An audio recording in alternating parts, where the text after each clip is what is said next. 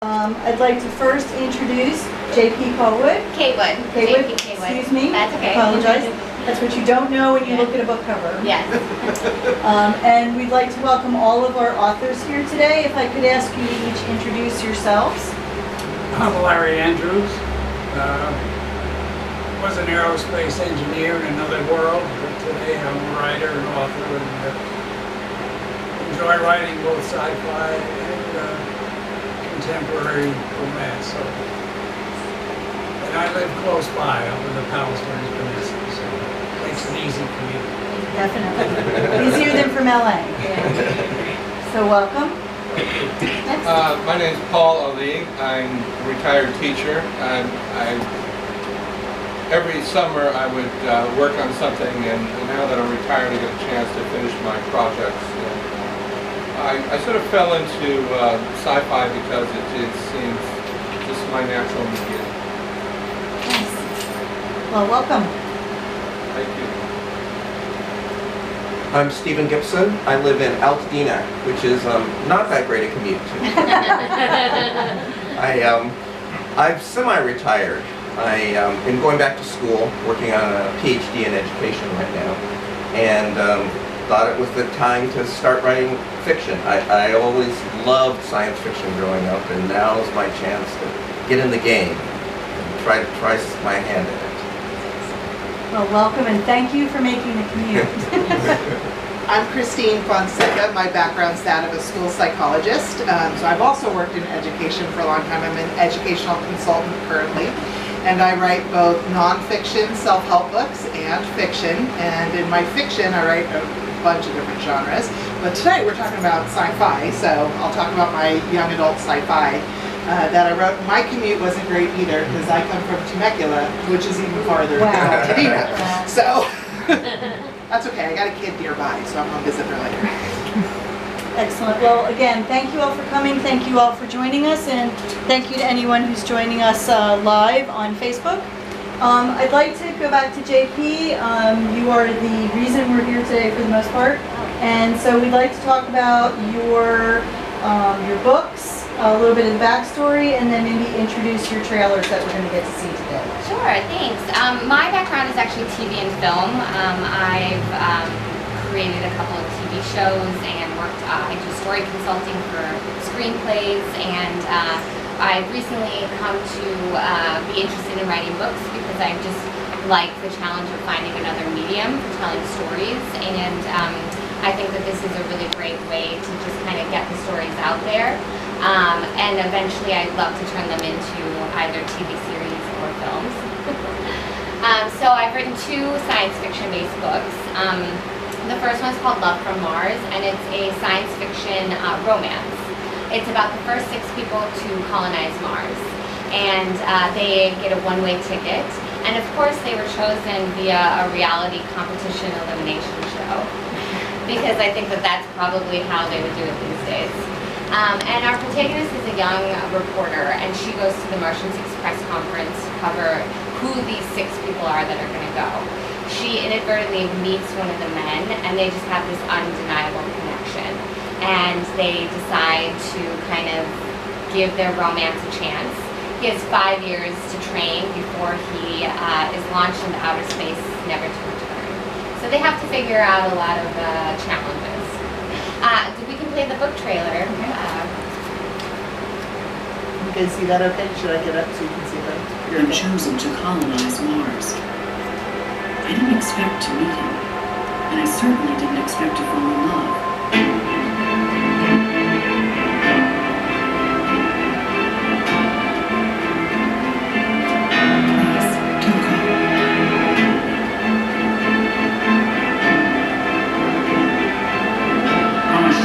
Please, don't go.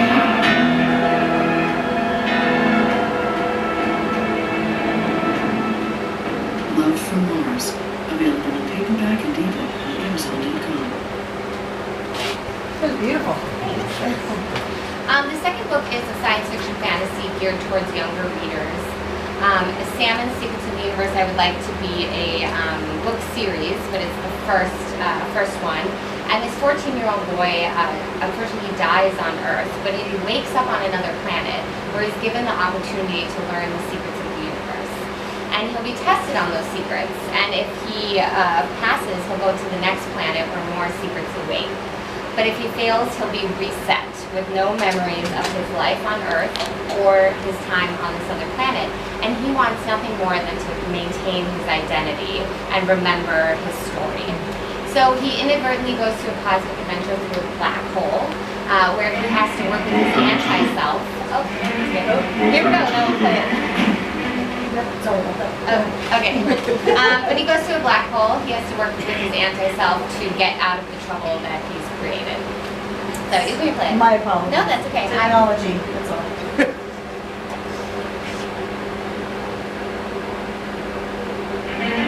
Welcome to the book. You're here to learn the secrets of the universe.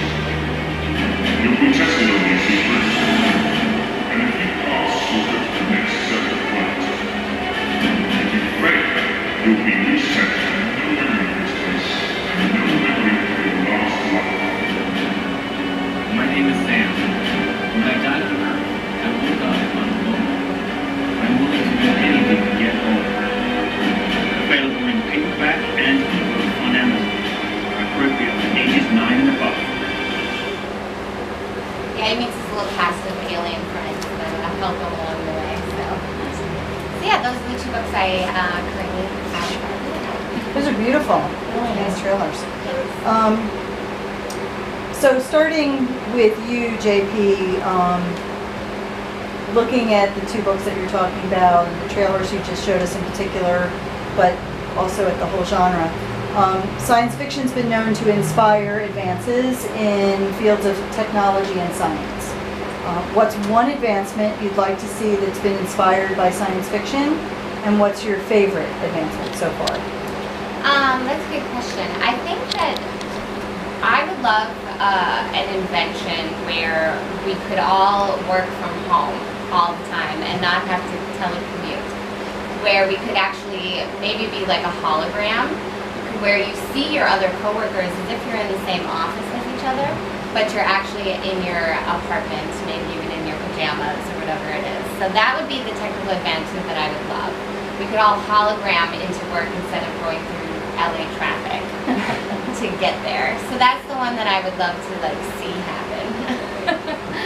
My favorite one, I think, out of the books is maybe some of the stuff from Minority Report. You know, I think that they did a really good job of kind of advancing the way technology looks and how we interact with it, which has actually come to be and will continue to come to be with our smartphones and our smart houses and all that kind of stuff. So, how about you guys?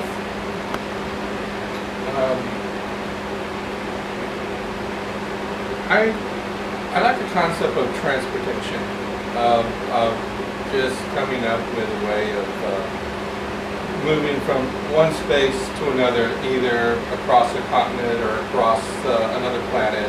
That concept of just instantaneously moving from one area to another.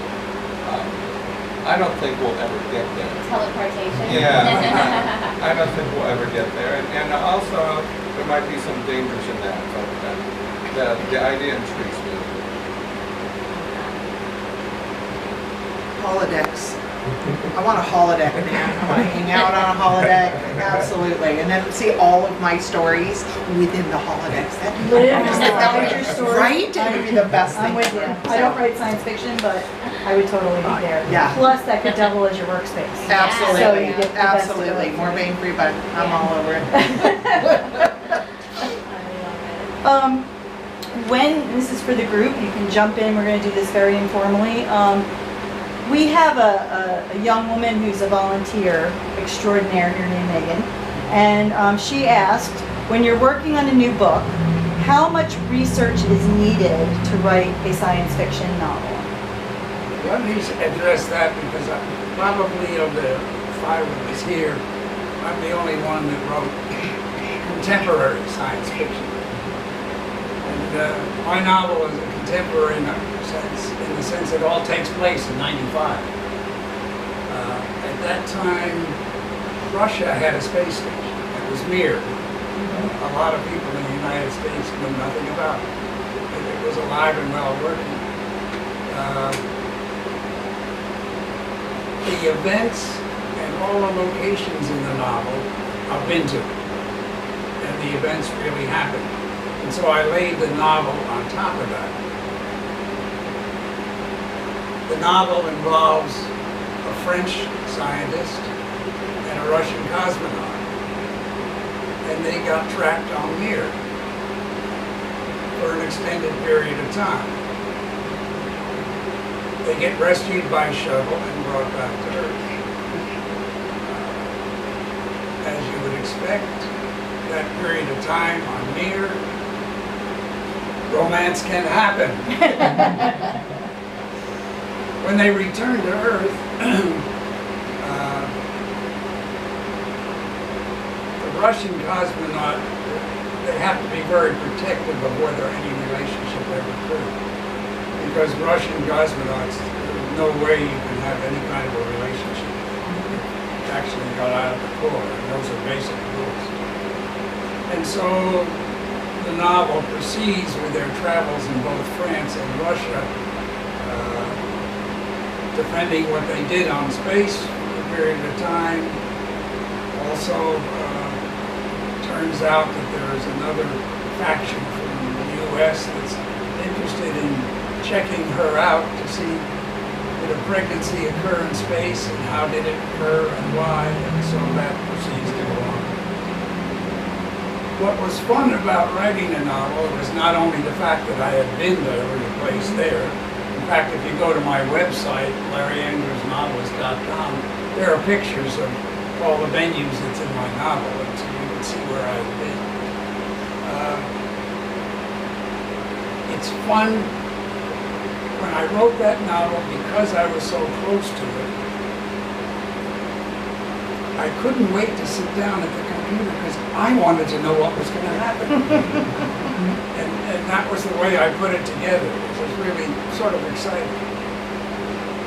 When I think in terms of the future, what we'd like to see, as I was talking earlier before, we will be going to Mars and elsewhere. What people aren't too much aware, unless you follow NASA, is it's easier to go to Mars or another planet from the moon. And we will be building colonies on the moon. In fact, activity is already going from other countries. Build a colony on the moon, from there you will launch a rocket to go to Mars. Unfortunately, with politics as today, when we get to the moon, we may be renting a condo from the Chinese. That could well be. But that's what I look forward to in terms of our next stage, in terms of going on into space. Very cool. Now, you kind of, you're also... I do a lot of research. Okay. Anyways, I do a lot of research for my day job. Being a psychologist, I'm researching stuff all the time. But for every one of my books, and particularly these, this started off with an idea of what if all of the intrigue around psychic warfare that was being explored back during World War II with multiple countries, what if that never actually ended? What if they actually did do stuff, they did discover stuff, and none of that actually ended, that was all just a lie to the public to get us to be quiet? And so it explores it from there. And what are the ethical ramifications of psychic assassins? And could you even make a person be willing to do that? And what if you got them when they were young, before their ethics were actually formed? Would that be better? And so there's all of these things that are explored through that, but it's always rooted in something real, something that actually happened, and then I just take it someplace else. So lots of research. So that triggers a question for me, because science fiction is a very broad term now. Which is more difficult? Historical science fiction or world building, where you're creating something from nothing? I think I come at this at an odd angle because my stories, I'm not even sure if I should call it science fiction, and I described it as a future time when there's no advanced technology. So there's not much of science. There's books and knowledge of science, but there's not scientific technology available there. So the research I do is to see what people would do with old-fashioned forms of technology. So I do a lot of research with my stories about how messages used to be transmitted with pigeons. In World War II, Britain had 200,000 pigeons, messenger pigeons. How donkeys were used for transportation, how steam trains worked, how old technology worked. So it's almost like I'm writing historical fiction, except I'm setting it in the future. Would you consider it steampunk? Yes, and an Amazon it does the best in the steampunk category. Yeah, I love the steampunk aesthetic. It's very cool.